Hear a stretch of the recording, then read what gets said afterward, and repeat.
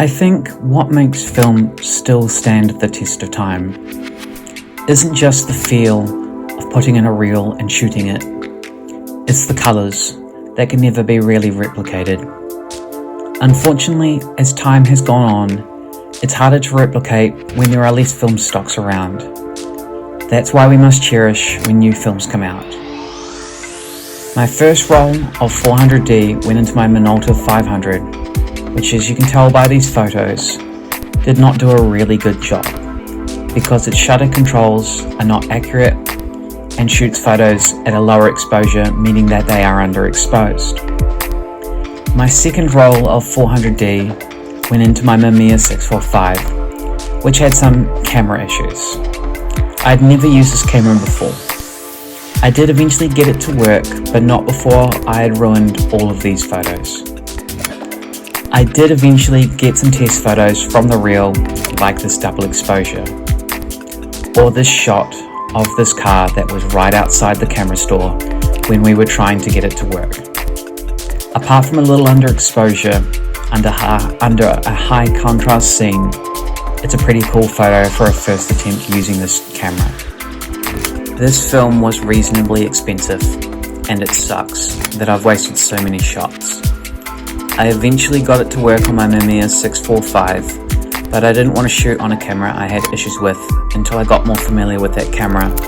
So the next roll of 400D, I shot on my Canon F1 to spectacular effect.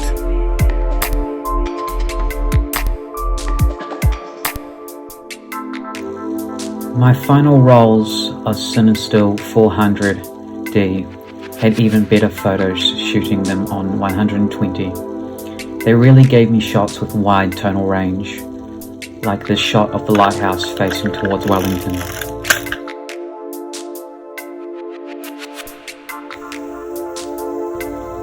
I took this roll to Sums Island to shoot some of the wildlife and fauna, where I got this awesome shot of this bird on this lamppost. I also wanted to reshoot these beach photos to see how they compared to 800T, and they didn't disappoint.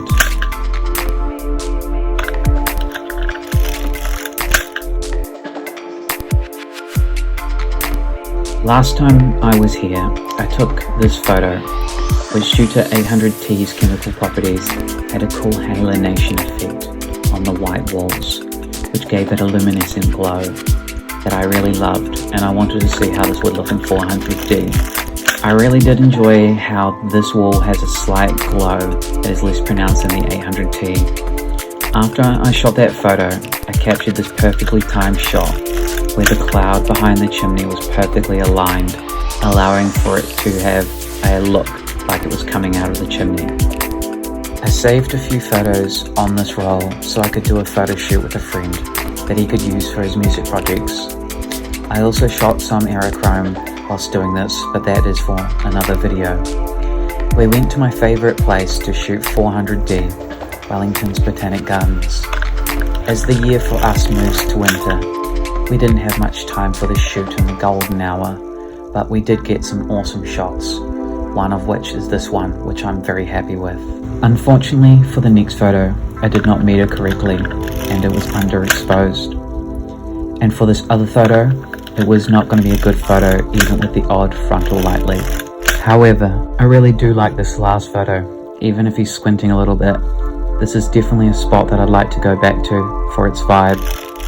And I really did like these last two photos from Sums Island. Till next time, it's been real, guys.